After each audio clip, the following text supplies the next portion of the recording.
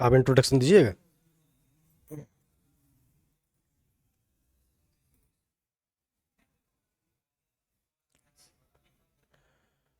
Good morning students. आज मैं आप लोग को क्लास 12 का चैप्टर नंबर 3 मैट्रिसेस बताने जा रहे हैं, जो कि इस साल एग्ज़ाम में आने वाला है। फर्स्ट चैप्टर है मैट्रिसेस।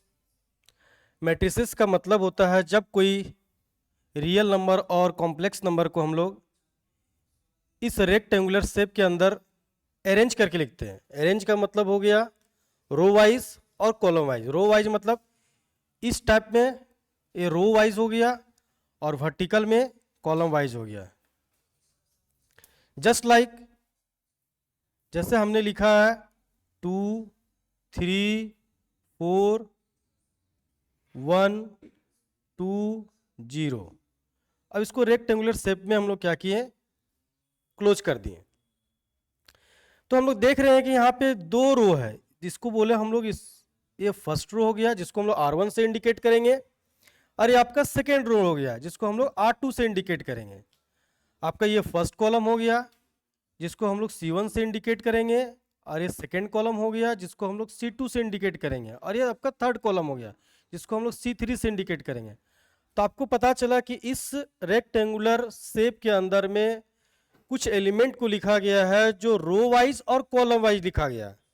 रो कितना हो गया आपका R1 R2, और कॉलम कितना हो गया आपका R C1 C2 C3। कहने का मेरा मतलब है कि जब इस तरह के शेप में हम लोग एलिमेंट को अरेंज करके लिखते हैं तो उसका कुछ ऑर्डर होता है। उस ऑर्डर को हम लोग मैट्रिक्स के रेक्टेंगुलर शेप के राइट साइड के बेस में लिखते हैं। पहले रो का नंबर लिखाता है, रो का नंबर आपका हो गया 2 और क्रॉस का साइन देंगे, और कॉलम का नंबर हो गया 3 और यहाँ पे 3 लिखेंगे। मीन्स इस मैट्रिक्स का ऑर्डर जो हो गया वो 2/3 हो गया। मतलब इसके अंदर 2 रो है और 3 कॉलम है। ये जस्ट बहुत ही सिंपल है मैट्रिक्स लिखने का। ये सबसे इससे हम लोग को ये भी पता चलता है कि ये दोनों को अगर हम लोग मल्टीप्लाई करेंगे तो इससे हम लोग को मालूम चलता है कि इसके अंदर में 6 एलिमेंट है, जिसमें से 2 रो में अरेंज है और 3 कॉलम में अरेंज है। ये रो का एलिमेंट हो गया, वो 2 3 4 और 1 2 0 ये आपका कॉलम का एलिमेंट हो गया। इसमें से कुछ बात ये भी आती है कि सर अगर इस एलिमेंट के बारे में हम लोग इंडिकेट करें तो एलिमेंट का नेम क्या होगा।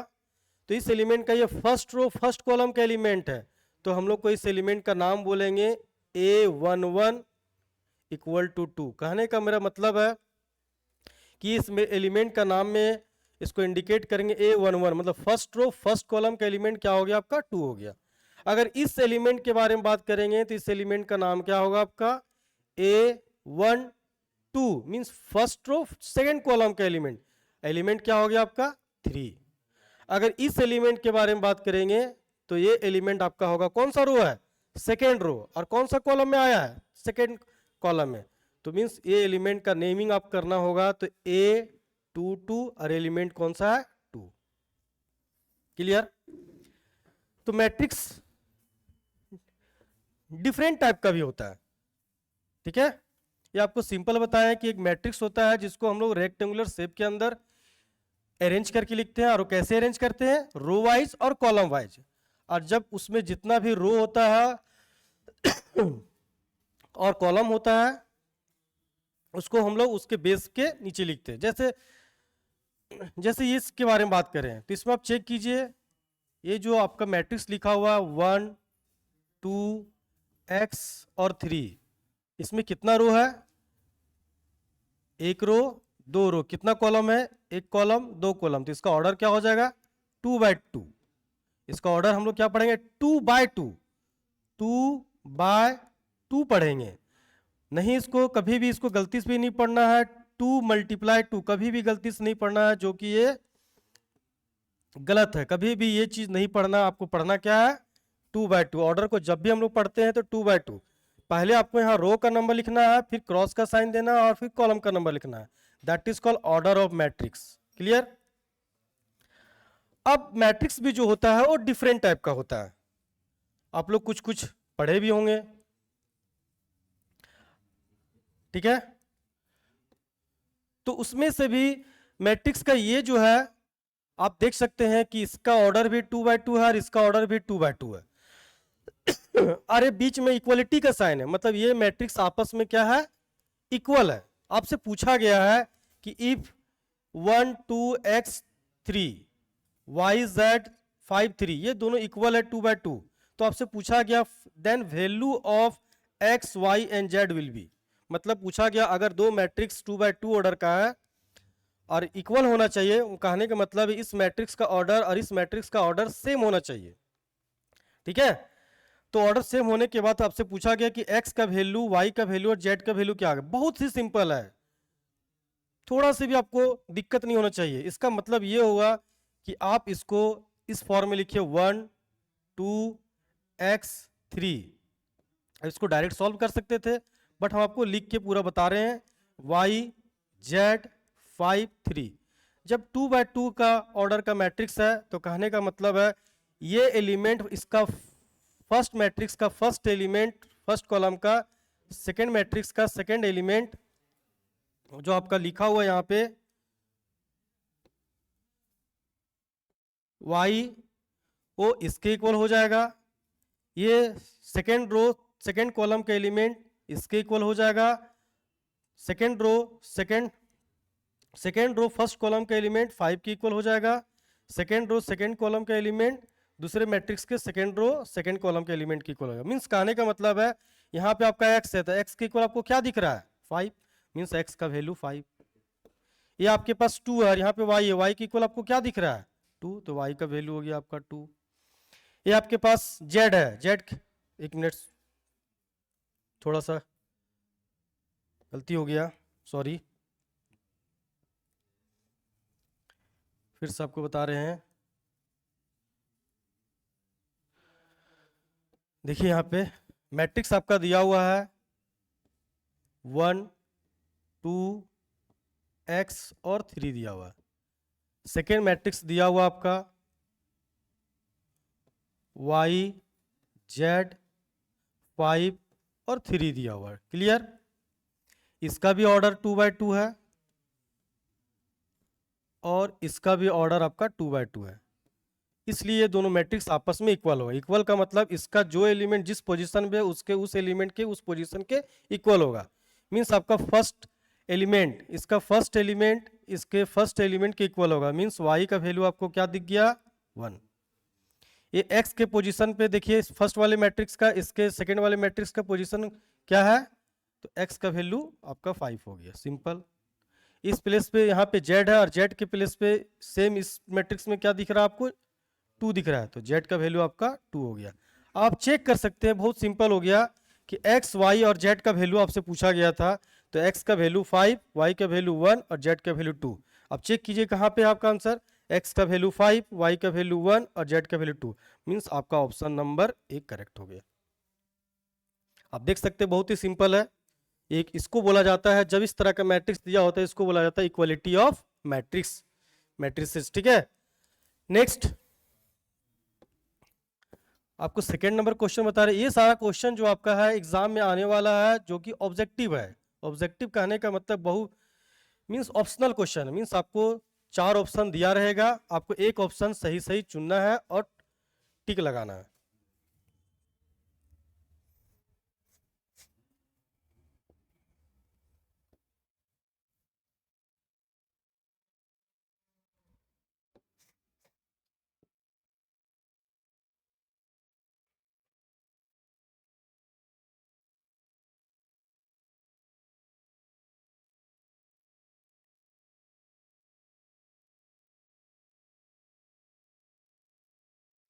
सर ये स्क्रॉल करना ऊपर करना है सर,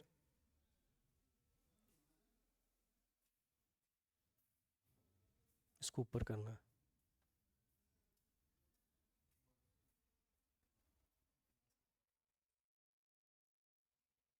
अच्छा,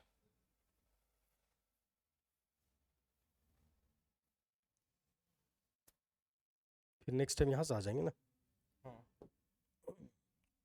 देखिए नेक्स्ट क्वेश्चन आपके पास बहुत ही सिंपल है। आपसे पूछा गया है कि A and B are 2 matrices, then A plus B का whole square is equal to, देखिए ये मैट्रिक्स चैप्टर पढ़ रहे हैं, आपको सिंपल सी बात मालूम है जो आप लोग कुछ जूनियर क्लास में पढ़े हैं, ए प्लस बी का होल स्क्वायर। आप लोग ये इसका फॉर्मूला पढ़े अलजेब्रा में, जिसको आप लोग क्या बोलते हैं, A square plus 2ab plus B square. ये फॉर्मूला आप कभी भी अप्लाई मत कीजिएगा मैट्रिसेस में, अगर होल स्क्वायर आया, होल क्यों आया, कभी भी ये फॉर्मूला नहीं अप्लाई कीजिएगा, जो कि गलत हो जाएगा। आपको करना क्या है, जब भी मैट्रिक्स में इस टाइप का होल स्क्वायर आएगा तो आपको क्या करना है, इसमें आपसे पूछा गया है कि इसका होल स्क्वायर का फॉर्मूला कौन सा होगा, तो इसको बनाने का एक सिंपल रूल है, ए प्लस बी का होल स्क्वायर जो बोला गया है उसको ऐसे लिखिएगा आप, ए प्लस बी का होल स्क्वायर इक्वल टू, इसको 2 टाइम्स लिखिएगा, ए प्लस बी इंटू ए प्लस बी, इस फॉर्म में। इस फॉर्म में लिखने के बाद जो आप सिंपल मल्टीप्लाई करना, पहले ए को मल्टीप्लाई करना ए के साथ, तो आपका आएगा क्या, ए को ए से साथ ए स्क्वायर होगा, फिर ए को मल्टीप्लाई करना बी के साथ, मतलब होगा क्या, ए इंटू बी। मैट्रिक्स में ये रूल है, आप जो जूनियर क्लास में अलजेब्रा पढ़े हैं उस रूल को कभी भी फॉलो मत कीजिएगा मैट्रिक्स में। प्लस अब आपका ए का काम हो गया, बी को मल्टीप्लाई कीजिए ए के साथ, तो आपके पास आएगा क्या, बी इंटू ए, प्लस बी को मल्टीप्लाई कीजिए बी के साथ, तो आपके पास आएगा क्या, बी स्क्वायर। और कभी भी आप इसको ऐड नहीं कर सकते हैं क्योंकि ये मैट्रिक्स दोनों रिवर्स लिखा हुआ है। तो इस आप चेक कीजिए ये किसके इक्वल दिख रहा है आपको, ऑप्शन नंबर बी, तो आपका ऑप्शन नंबर बी करेक्ट हो गया। क्लियर। नेक्स्ट देखिए क्वेश्चन नंबर 3। क्वेश्चन नंबर 3 में आपसे बोला गया है, वेरी सिंपल, बोलता है if A and B are 2 matrices then A plus B dash का मतलब हो गया ट्रांसपोज। ये जो ए प्लस बी लिखा हुआ है,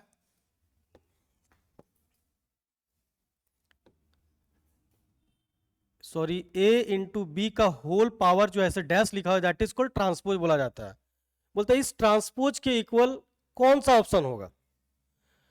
तो ट्रांसपोज का कुछ प्रॉपर्टीज है, मैट्रिक्स का ट्रांसपोज में कुछ प्रॉपर्टी है। जब भी इस तरह से कोई भी दो मैट्रिक्स का होल ट्रांसपोज लगा रहेगा, जब इसको हम लोग इक्वल टू में लिखना चाहेंगे तो ये कन्वर्ट हो जाता है इस फॉर्म में, बी का ट्रांसपोज इंटू ए का ट्रांसपोज, मतलब रिवर्स हो जाता है, और दोनों का अलग अलग ट्रांसपोज। पहले से अगर ए बी का होल ट्रांसपोज लिखा हुआ है तो इसको इक्वल टू जब लिखेंगे तो पहले बी लिखेंगे और ए लिखेंगे, और दोनों का अलग अलग ट्रांसपोज लगा देंगे।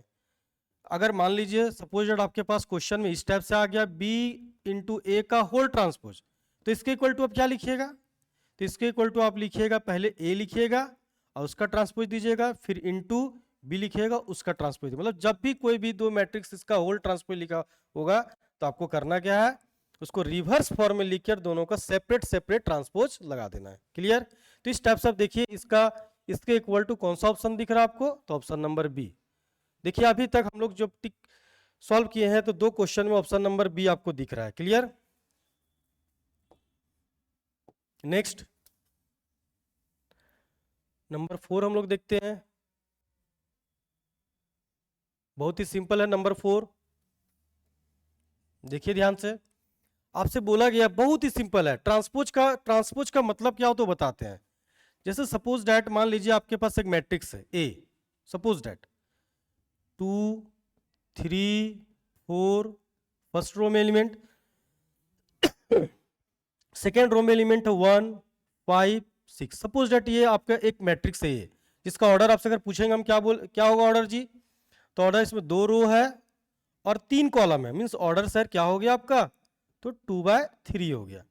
अब आपसे बोला गया कि इसका ट्रांसपोज निकले, ट्रांसपोज का मतलब ए का पावर में डैश, या कभी कभी कोई बुक में ऐसे भी लिखा रहता है और करके ए का पावर में टी, दोनों का मतलब सेम है, T4 ट्रांसपोज और डैश मतलब ये हो गया ट्रांसपोज।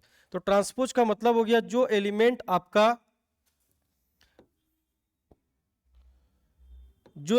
आपका रो में लिखा हुआ मैट्रिक्स में उसको आपको कॉलम में लिखना, मीन्स 2 3 जो आपको ऐसे लिखा हुआ रो में उसको फर्स्ट कॉलम में लिखना है, 2 3 और 4। आपके पास जो सेकेंड रो में एलिमेंट लिखा है उसको सेकेंड कॉलम में लिखना है, मीन्स 1, ये 1 लिखा हुआ है, 5 और फिर 6, और इसको मैट्रिक्स में क्लोज करना है रेक्टेंगुलर शेप में। तो तो जैसे आप देख सकते हैं कि पहले से जो रो में एलिमेंट था उसको कॉलम में लिख दिया, जो कॉलम में था उसको रो में लिख दिया, तो ऑर्डर अब कन्वर्ट हो गया, क्योंकि ऑर्डर पहले से था 2/3, तो अब इसका ऑर्डर क्या होगा 3/2। सिंपल सी बात है। जब भी कोई मैट्रिक्स पहले से कुछ लिखा होगा उसका ऑर्डर कुछ होगा, तो जैसे उसको ट्रांसपोज करेंगे उसका ऑर्डर रिवर्स हो जाएगा। क्लियर? तो सेम वही क्वेश्चन आपको यहां से पूछ रहा है।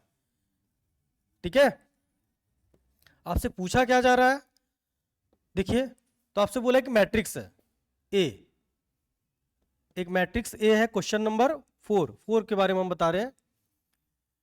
लिखा हुआ 1 2 3 4 5 और 6 लिखा हुआ। क्लियर? इसमें ऑर्डर नहीं लिखा हुआ, ऑर्डर आप खुद से लिख सकते हैं। इसका ऑर्डर क्या होगा, 2 रो है 3 कॉलम, मीन्स 2/3। आपसे बोला गया सर ए ट्रांसपोज क्या होगा, तो ए ट्रांसपोज मतलब ए का पावर डैश इक्वल टू जो रो में एलिमेंट लिखा उसको कॉलम में लिखिए, मीन्स 1 2 3 जो फर्स्ट रो में लिखा हुआ उसको फर्स्ट कॉलम लिखिए, 1 2 3 4 5 6। इसको रेक्टेंगुलर शेप में क्लोज कर दीजिए। इसका ऑर्डर था 2/3, इसका ऑर्डर अब क्या हो जाएगा 3/2। मीन्स आप चेक कीजिए कि ये ऑप्शन आपको कहां पे दिख रहा है, 1 2 3 1 2 3 4 5 6, मीन्स आपका ऑप्शन नंबर सी करेक्ट हो गया। क्लियर? नेक्स्ट क्वेश्चन हम लोग देखेंगे, क्वेश्चन नंबर 5। देखिए क्वेश्चन नंबर 5, क्वेश्चन नंबर 5 में लिखा हुआ if A and B are two matrices then A plus B का होल ट्रांसपोज। आपसे बोला गया है कि ए और बी दो अगर मैट्रिक्स है और उसको प्लस किया गया, प्लस का होल ट्रांसपोज लगा दिया, देखिए यहां पे डैश लगा दिया, इज, तो बोलते ये किसके इक्वल होगा।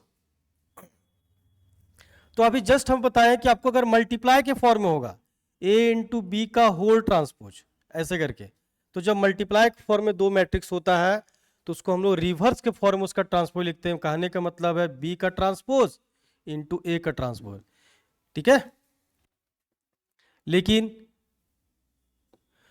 जब मैट्रिक्स दो मैट्रिक्स आपस में प्लस के फॉर्म में लिखा होता है, मींस ए प्लस बी का होल ट्रांसपोज प्लस के फॉर्म में, ध्यान दीजिए ये मल्टीप्लाई है प्लस है और उसका ट्रांसपोज लगा हुआ, तो इसका मतलब सिंपल आपको सेम लिखना है, सेम, और अलग अलग ट्रांसपोज कर देना है। ब्रैकेट को ओपन करना है, लिखना ए का ट्रांसपोज, अगर प्लस है तो प्लस देना बी का ट्रांसपोज, ये इसके इक्वल होता है। तो आप चेक कर लीजिए इसका ऑप्शन कौन सा दिख रहा है आपको, तो ऑप्शन नंबर ए दिख रहा है। क्लियर? नेक्स्ट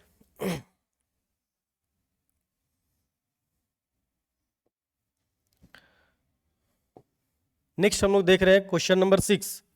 ध्यान से देखिए क्वेश्चन नंबर 6।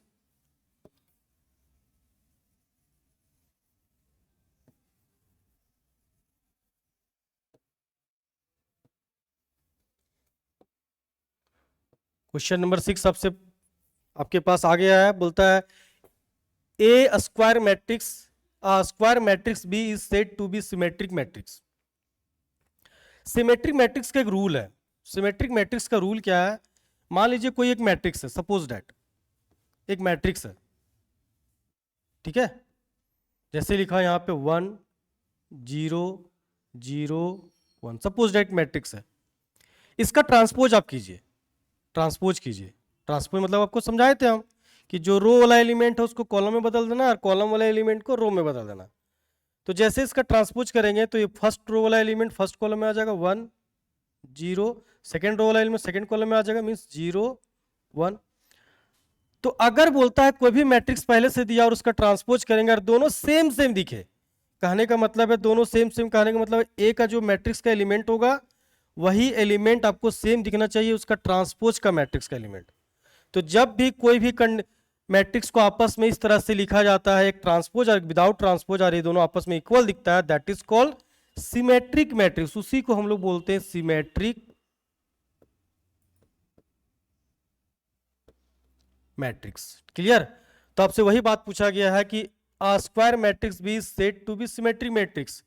तो बोलता कोई भी मैट्रिक्स मान लीजिए बी है, बोलते उसका सिमेट्रिक क्या होगा, तो सिंपल सी बात आपको याद रखना है कि जो भी होगा वो बी ट्रांसपोज के इक्वल होगा। तो बी ट्रांसपोज के इक्वल होगा, क्योंकि अभी आपको समझाए थे कि कोई भी मैट्रिक्स एक दिया हुआ स्क्वायर मैट्रिक्स, उसका जब आप ट्रांसपोज कीजिएगा तो सेम दिखना चाहिए, मतलब ये रूल फॉलो होना चाहिए, ए इक्वल टू ए ट्रांसपोज। तो आपको बी के बारे में पूछा है, तो बी का क्या होगा, बी ट्रांसपोज। तो आपको कौन सा ऑप्शन दिख रहा है, ऑप्शन नंबर ए आपका करेक्ट हो गया। नेक्स्ट क्वेश्चन नंबर, अब हम लोग 7 की तरफ आ रहे हैं। ध्यान से देखिए, बहुत ही सिंपल है। आपसे क्या बोला गया, a square matrix B said to be a skew symmetric matrix. अब अस्क्यू सिमेट्रिक मैट्रिक्स का क्या रूल है, ध्यान से देखिए। अस्क्यू सिमेट्रिक मैट्रिक्स, मान लीजिए कोई भी एक मैट्रिक्स ए है, ठीक है, और वो किसके इक्वल आना चाहिए, तो बोलता माइनस ए ट्रांसपोज के इक्वल आना चाहिए, माइनस ए ट्रांसपोज। या कोई बुक में इसको ऐसे भी लिखा रहता है, सही तो यही है। अगर कोई मैट्रिक्स मान लीजिए ए लिखा हुआ, सपोज डैट ऐसे लिखा हुआ -1 0 0 1 ऐसे लिखा हुआ, क्लियर। इसका आप ट्रांसपोज पहले कीजिए।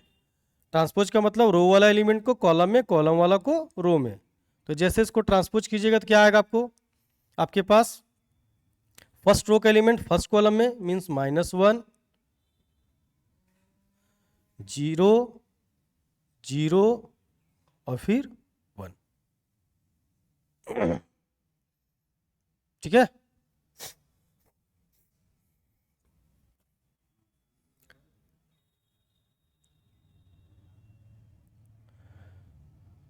तो आपको ये क्या दिख रहा है,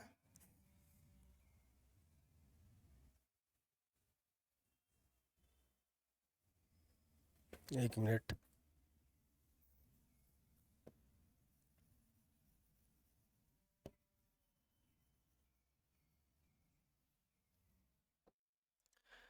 एक मैट्रिक्स हम लोग ले लिए सपोज डैट ए, उसका एलिमेंट है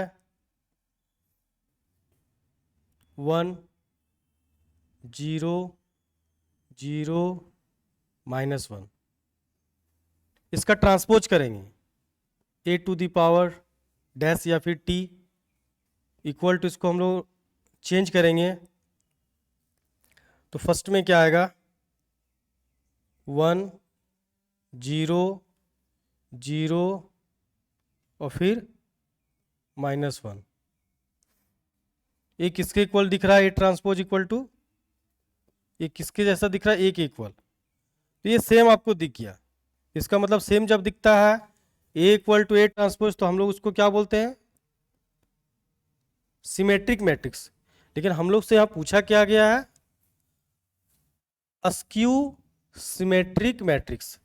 तो अस्क्यू सिमेट्रिक मैट्रिक्स का मतलब क्या होता है, सिमेट्रिक मैट्रिक्स मतलब ये रूल होता है, और अस्क्यू सिमेट्रिक मैट्रिक्स मतलब ए इक्वल टू आपका -ए ट्रांसपोज होना चाहिए।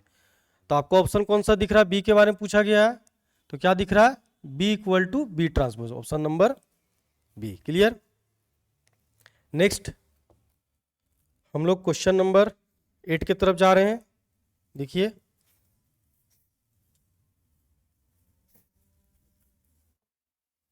Question number 8। क्वेश्चन नंबर 8 पढ़ाने से पहले आपको कुछ हम बात बता रहे हैं, दो बात बता रहे हैं आपको। एक का नाम है singular matrix, singular matrix. Singular matrix क्या होता है, क्लियर।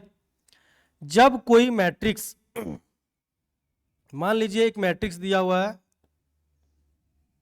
यहां पे 2 1 6 3, एक मैट्रिक्स दिया हुआ, और मैट्रिक्स कैसा होना चाहिए, square matrix, means order same होना चाहिए। ये ध्यान दीजिएगा, सिंगुलर मैट्रिक्स के बारे में बता रहे हैं। और उस मैट्रिक्स का हम लोग डिटर्मिनेंट फाइंड करेंगे। डिटर्मिनेंट कहने का मतलब आप लोग थोड़ा मोड़ा तो पढ़ चुके हैं। डिटर्मिनेंट का मतलब हो गया, इस मैट्रिक्स के ए को हम लोग डिटर्मिनेंट के फॉर्म में ऐसे लिखेंगे, दो पैरेलल लाइन के बीच में। इसका एलिमेंट को भी दो पैरेलल लाइन के बीच में लिखेंगे ऐसे, 2 6 1 3। अब इसका डिटर्मिनेंट फाइंड करेंगे। डिटर्मिनेंट फाइंड करेंगे मतलब इसको क्रॉस मल्टीप्लाई करेंगे 2 को 3 के साथ, equal to 2 into 3 minus 1 into 6। अब इसको सॉल्व करेंगे, 2 into 3 mean 6 minus 1 into 6 mean 6 equal to 0। बोलता अगर कोई भी स्क्वायर मैट्रिक्स होगा, एनी स्क्वायर मैट्रिक्स, और उसका डिटर्मिनेंट हम लोग अगर फाइंड करेंगे, वो स्क्वायर मैट्रिक्स 2x2 का भी हो सकता है, 3x3 का भी हो सकता है, या फिर 4x4 का भी हो सकता है। मैक्सिमम हम लोग को 3x3 पढ़ना है। उसका डिटर्मिनेंट फाइंड करेंगे, डिटर्मिनेंट 2x2 ऑर्डर का हम बता रहे हैं, और वो क्या आएगा, या जीरो आ जाएगा। That is called singular matrix. In simple बात है कि कोई भी मैट्रिक्स, सपोज ए मैट्रिक्स है, उसका डिटर्मिनेंट हम लोग फाइंड करेंगे, आपको ये सिंपल याद रखना है, और उसका वैल्यू क्या आना चाहिए, जीरो आना चाहिए, तो वो कहलाएगा हम लोग का सिंगुलर मैट्रिक्स। ये कहलाएगा हम लोग का सिंगुलर मैट्रिक्स। ठीक है। अगर आपसे कोई पूछ दिया नॉन सिंगुलर मैट्रिक्स, इसी के अंदर आपको लगा दिया non singular matrix, non singular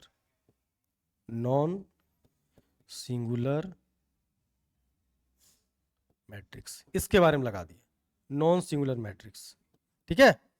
अगर आपको नॉन सिंगुलर मैट्रिक्स का मतलब हो गया, तो नॉन सिंगुलर में जस्ट इसका उल्टा, अगर सिंगुलर मैट्रिक्स में किसी का भी डिटर्मिनेंट निकालेंगे तो जीरो आएगा, तो इसका बताता है कि कोई भी मैट्रिक्स का डिटर्मिनेंट फाइंड करेंगे तो वो जीरो नहीं होना चाहिए, not equal to zero, that is called non singular matrix. Clear. Singular matrix कोई भी स्क्वायर मैट्रिक्स जिसका डिटर्मिनेंट का वैल्यू जीरो आएगा उसको सिंगुलर मैट्रिक्स बोलेंगे, और एनी स्क्वायर मैट्रिक्स जिसका डिटर्मिनेंट का वैल्यू जीरो नहीं होना चाहिए उसको नॉन सिंगुलर मैट्रिक्स। तो इसी के बेसिस पे हम लोग का कुछ क्वेश्चन बना अभी सॉल्व करना हम लोग को। ठीक है, देखिए ध्यान से।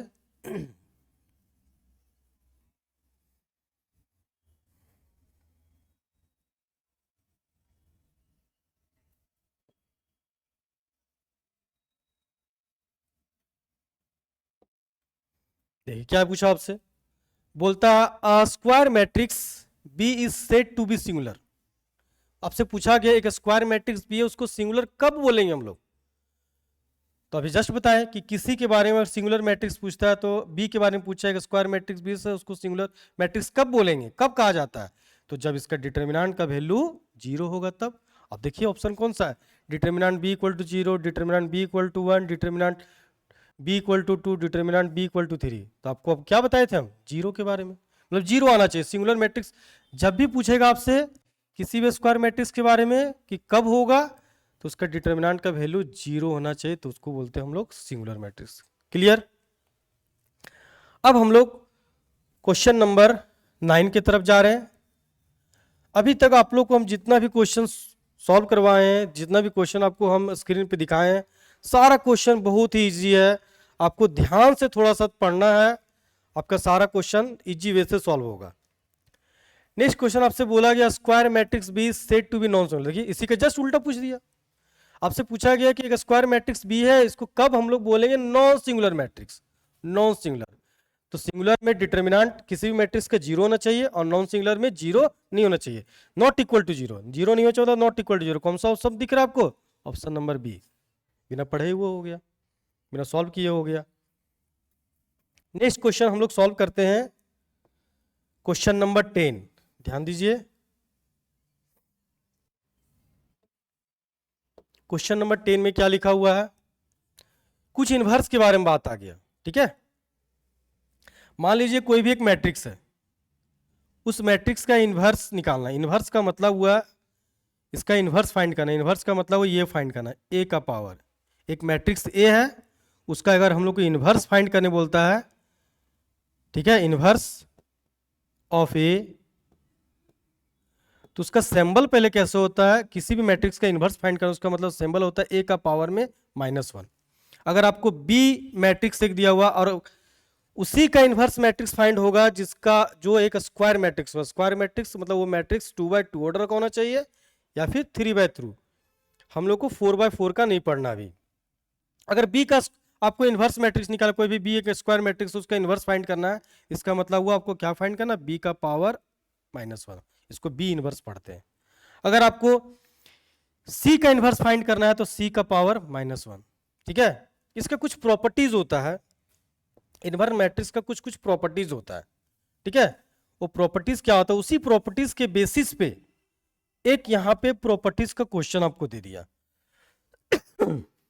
आपसे क्या बोला गया कि if A B a matrix then A multiply A inverse, A multiply A inverse is equal to, बोला गया है कि अगर मान लीजिए ए कोई मैट्रिक्स है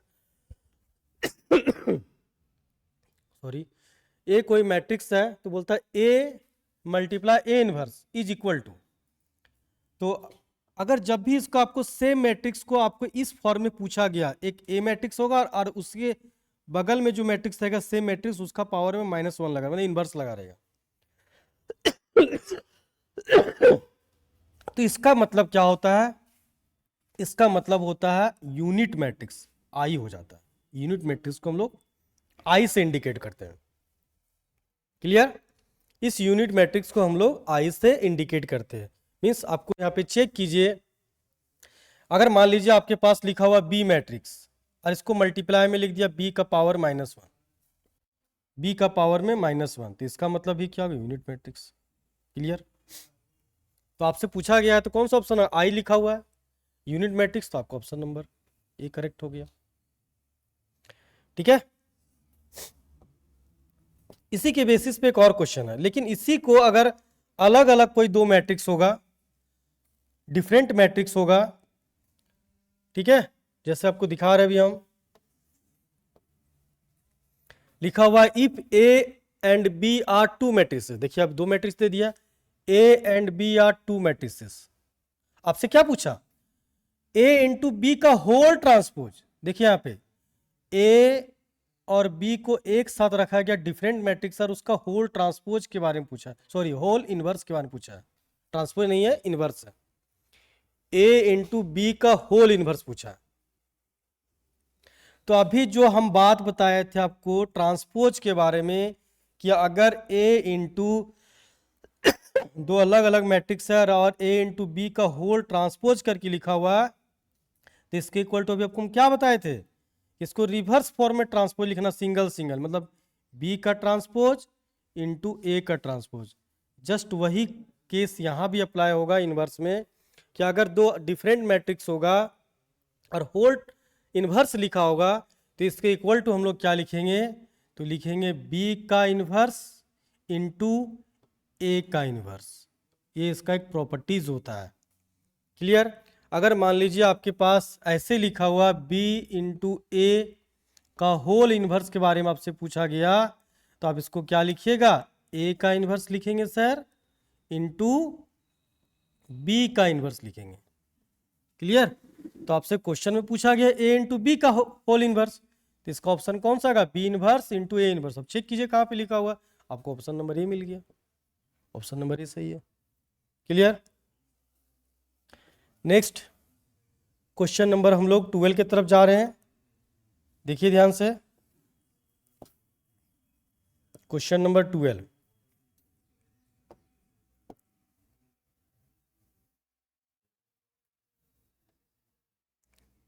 क्वेश्चन नंबर 12 क्या है, ये भी बहुत सिंपल है।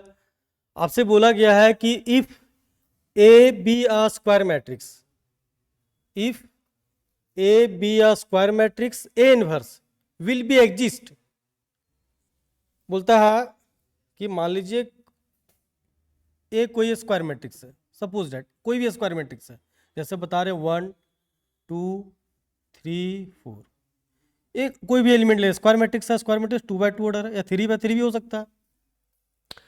आप बोलते हैं इसका इनवर्स एग्जिस्ट करना चाहिए, एग्जिस्ट कब करेगा, मतलब इसका इनवर्स फाइंड करने बोल रहा आपसे, इनवर्स इसका फाइंड कब होगा, ए इनवर्स।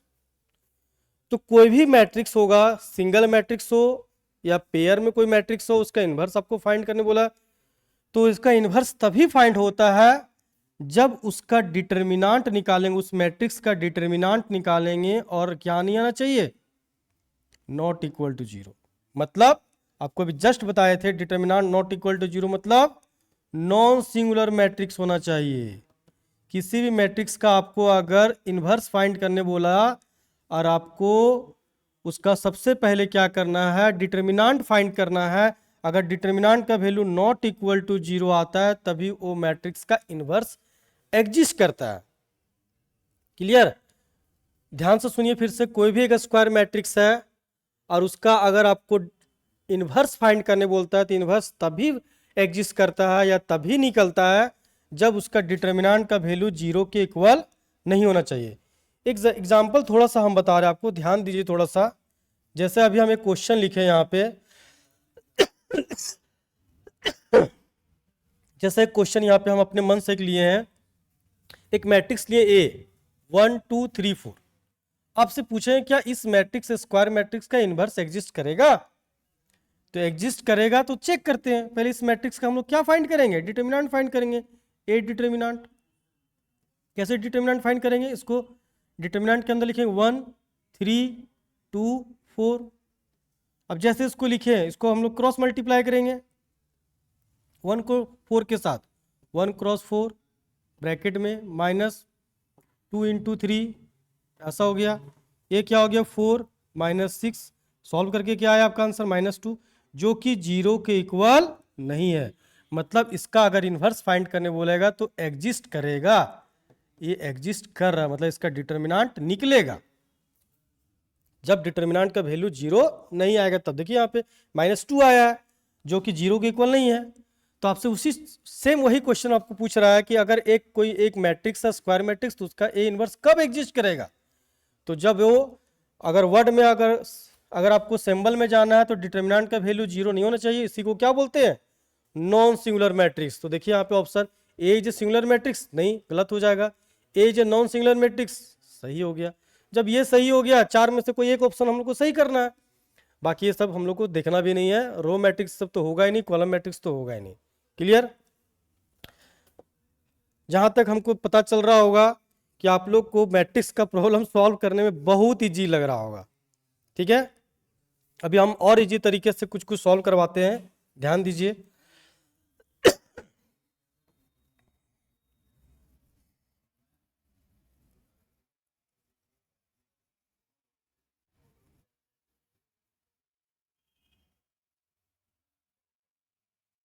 नेक्स्ट देखिए,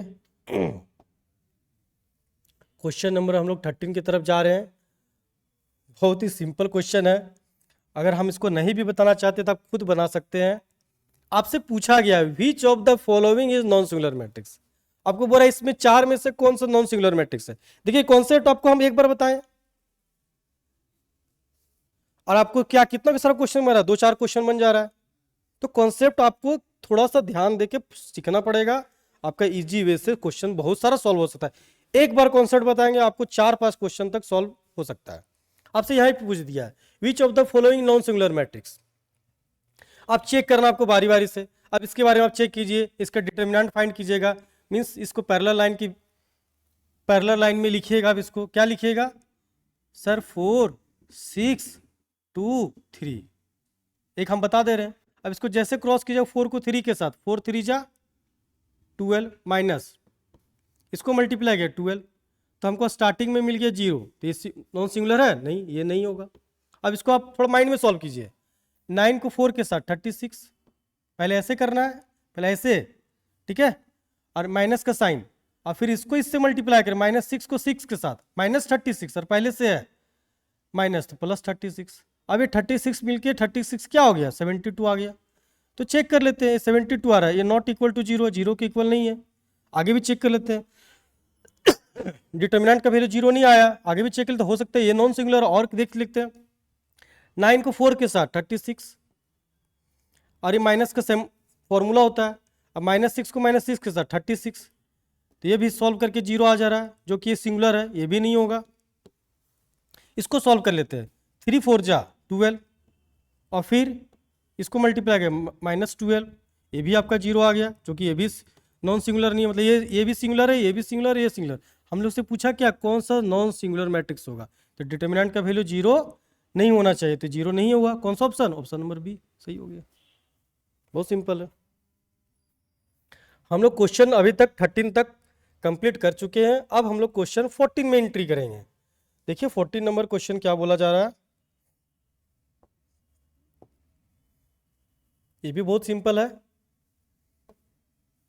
क्वेश्चन नंबर 14 बोला जा रहा है which of the following singular matrix. देखिए फिर से वही सवाल, आपको एक कॉन्सेप्ट बताया, आपको 5 क्वेश्चन सॉल्व हो रहा है।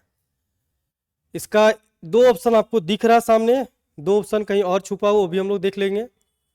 फर्स्ट ऑप्शन में आपका दिया हुआ है 4 6 2 3, आप इसको सिंगुलर में चेक कीजिए। कैसे चेक कीजिए, जस्ट बताए थे, क्रॉस मल्टीप्लाई, 4 3 जा 12 माइनस फॉर्मूला में 6 2 जा 12। आप यहाँ पे देखिए कि 12 माइनस 12 जीरो, चलिए जीरो आ जा रहा है, सिंगुलर का चांस ये ज़्यादा है। अब इसमें सॉल्व करते हैं, इसका डिटर्मिनेंट फाइंड करेंगे। 9 4 जा 36, फॉर्मूला में माइनस, और फिर -6 को -6 को 6 के साथ -36, और माइनस पहले से +36, ये तो आपका आ गया 72, जो जीरो के इक्वल नहीं है। आपके पास दो ऑप्शन और कहीं है, उसको भी हम लोग देखते हैं। देखिए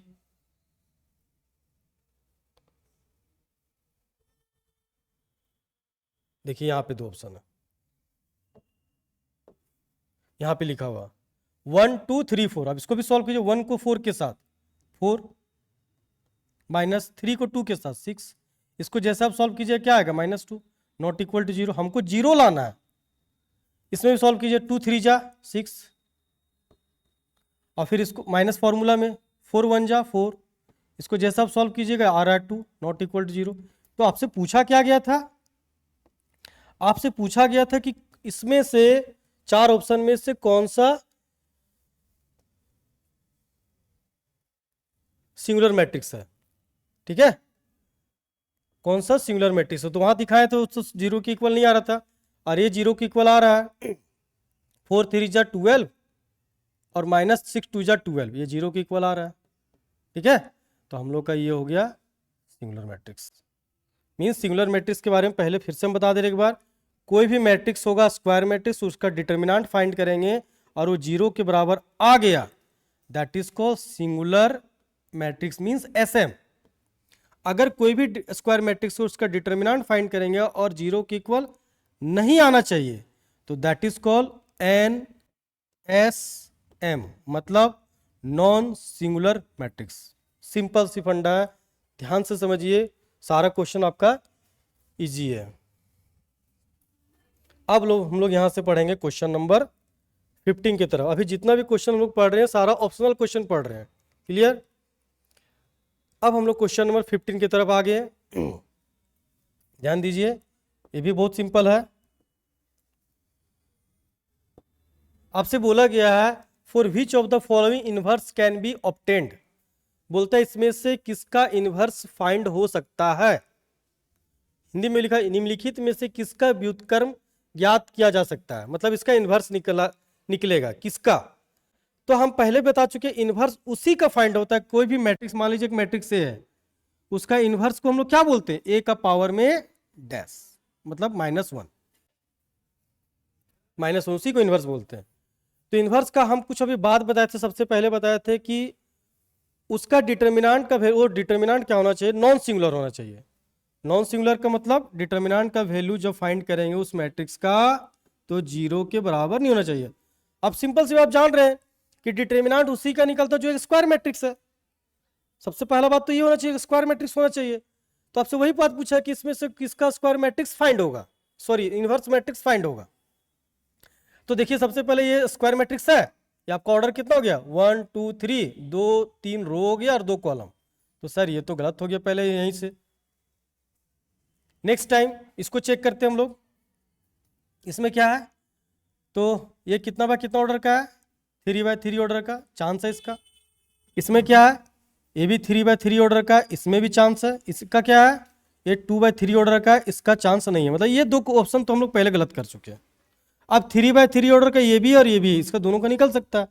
अब दोनों का जब निकल सकता है तो कैसे चेक करेंगे सर, तो सर इसका हम लोग डिटर्मिनेंट फाइंड करेंगे। अगर डिटर्मिनेंट हम लोग का नॉन सिंगुलर आ गया तब निकल सकता है, जिसका नहीं आएगा वो नहीं निकलेगा। तो अब डिटर्मिनेंट देखिए 3 by 3 ऑर्डर का हम लोग कैसे निकालते हैं, जैसे ऑप्शन नंबर हम बी के बारे में चेक करें, बी का डिटर्मिनेंट हम लोग कैसे फाइंड करें, ध्यान से देखिए। ऑप्शन नंबर बी, उसका डिटर्मिनेंट फाइंड करें, उसको मान लेते हैं हम लोग कोई भी एक मैट्रिक्स का डिटर्मिनेंट मान लेते हैं, ए डिटर्मिनेंट, उसमें दिया हुआ क्या क्या 1 0, ठीक है। अब एक थोड़ा सा और सिंपल रूल बता रहे हैं, अगर सिंपल रूल आप सीखिएगा तो बहुत इजी हो जाएगा। अगर डिटर्मिनेंट का एक रूल होता है जो नेक्स्ट चैप्टर में दिया हुआ है, डिटर्मिनेंट का एक रूल होता है कि कोई भी एक मैट्रिक्स है उसका डिटर्मिनेंट, मान लीजिए डिटर्मिनेंट के फॉर्म में हम लोग लिखे हैं उसको, जैसे सेकंड बी नंबर ऑप्शन है 1 0 0, फिर 0 2 0 0 0 0 ये लिखा हुआ है, ठीक है। अब इसी ने पूछा आपसे इसका इन्वर्स फाइंड होगा। तो डिटर्मिनेंट का एक प्रॉपर्टीज होता है कि कोई भी रो में या कोई भी कॉलम में सारा एलिमेंट जीरो दिखे। कोई भी रो का एलिमेंट या कोई भी एक कॉलम का, रो का मतलब ऐसे सारा एलिमेंट, या फिर ऐसे अगर आपको जीरो दिखे, सारा एलिमेंट जीरो, कहने का मतलब 1 0 0, इसमें 1 आ गया तो नहीं होगा, इसमें 0 2 0, इसमें 2 दिख गया नहीं होगा, इसमें भी जीरो, इसमें भी जीरो, इसमें देखो आपके थर्ड रो में भी आपको सारा एलिमेंट जीरो दिख रहा है, या थर्ड कॉलम में आपको सारा दिख रहा है। कोई भी एक कॉलम में या फिर एक रो में अगर सारा एलिमेंट आपको दिखे तो उसका आंख बंद करके आपको बोलना है सर उसका डिटर्मिनेंट का वैल्यू जीरो होगा। तो जब डिटर्मिनेंट का वैल्यू जीरो होता है तो क्या इनवर्स फाइंड होता है, एग्जिस्ट नहीं करता है, पीछे बताए थे। तो ये भी ऑप्शन आपका गलत हो गया, क्योंकि यहाँ पे डिटर्मिनेंट ए का वैल्यू जीरो आ रहा है, और नहीं है क्या होना चाहिए, जीरो नहीं आना चाहिए। मीन ऑप्शन नंबर हमको बी भी आपको हम गलत करके दिखा चुके हैं। अब मेरे पास तो एक ही ऑप्शन बचा हुआ है, ऑप्शन नंबर सी। तो ऑप्शन नंबर सी बचा हुआ है, तो ऑप्शन नंबर सी के बारे में हम लोग क्या करेंगे, डायरेक्ट भी टिक लगा सकते हैं या फिर चेक कर सकते हैं। आप चेक कर लीजिए, थोड़ा सा आपको समझ में भी आ जाएगा कैसे बनाना चाहे। तो मान लीजिए एक मैट्रिक्स है, उसको डिटर्मिनेंट के फॉर्म में हम लोग लिखते हैं। लिखा 1 0 0 0 2 0 0 0 3, ये दिया हुआ, क्लियर। थोड़ा सा देख लीजिए, क्लियर दिख रहा है। अब इसका डिटर्मिनेंट फाइंड करना है। इसका डिटर्मिनेंट तो पॉसिबल है, क्योंकि रो में सारा एलिमेंट भी जीरो नहीं है, कॉलम में किसी भी में जीरो नहीं है। अब इसका डिटर्मिनेंट हम लोग फाइंड करें। तो 3/3 ऑर्डर का डिटर्मिनेंट थोड़ा ध्यान से सीखिएगा। हम लोग किसी भी एक रो को या एक कॉलम को एक्सपेंड करके बनाते हैं। हम फर्स्ट रो को एक्सपेंड करें, जनरली सारा बुक में फर्स्ट रो को एक्सपेंड करके बताया जाता है डिटर्मिनेंट। अगर हम फर्स्ट रो को एक्सपेंड करें, मतलब फर्स्ट रो को एक्सपेंड, पहले 1 को लेंगे 1, तो 1 को जैसे लेंगे तो आपको क्या करना है, इसका डिटर्मिनेंट निकालने के लिए फर्स्ट कॉलम का एलिमेंट को ढक दीजिए सारा, अब फर्स्ट रो का एलिमेंट को आप सारा ढक दीजिए, ऐसे ढक दीजिए। आपके पास क्या दिख रहा है 2 0 2 0 3, मीन्स जैसे आप थर्ड रो का एलिमेंट, थर्ड 3/3 ऑर्डर का डिटर्मिनेंट निकालिएगा तो किसी एक रो का निकालिएगा, तो उसको जब उस एलिमेंट के कोरस्पॉन्डिंग कॉलम को और रो को ढकिएगा तो जो मैट्रिक्स बचेगा डिटर्मिनेंट के फॉर्म में वो 2/2 बचेगा, मतलब 2 0 0 3। तो 2 को 3 से मल्टीप्लाई करेंगे 6, माइनस 0 को 0 से 0, ये हो गया। फर्स्ट में 1 लिए, सेकेंड एलिमेंट के साथ माइनस लिया जाता है, माइनस क्या 0, सेकेंड में माइनस लिया जाता है, ये रूल है।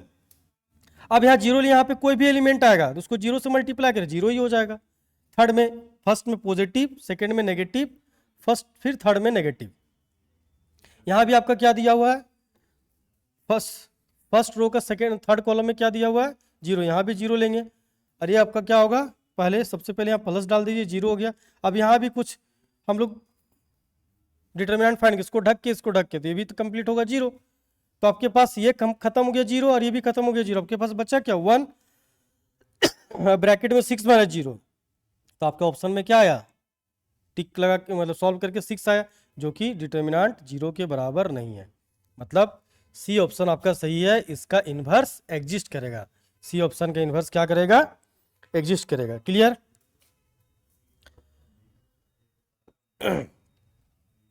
तो हमको जहां तक समझ में आ रहा होगा दोस्तों, स्टूडेंट,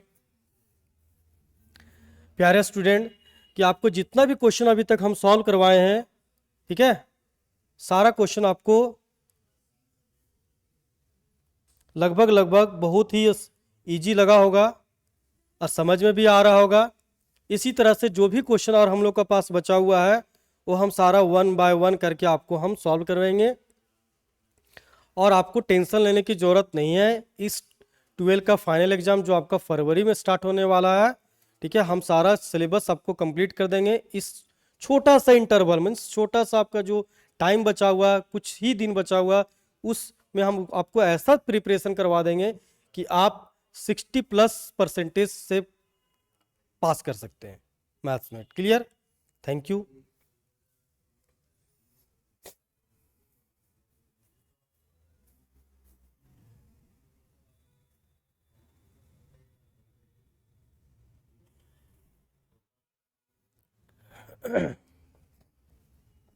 सर स्टॉप कर दे।